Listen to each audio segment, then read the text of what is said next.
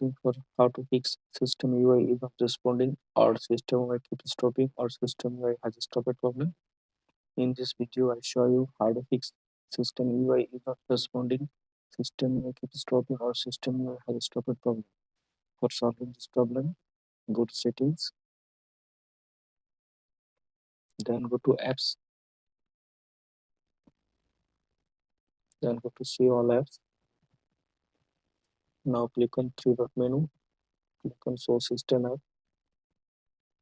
Now search for system UI.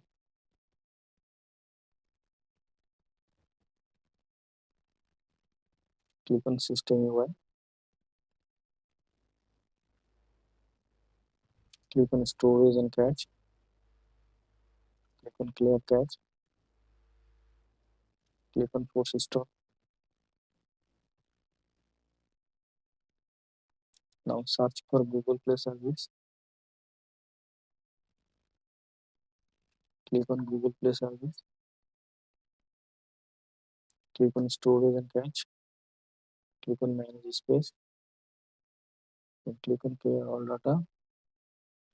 OK. Now go back to home screen. Then go to Google Chrome.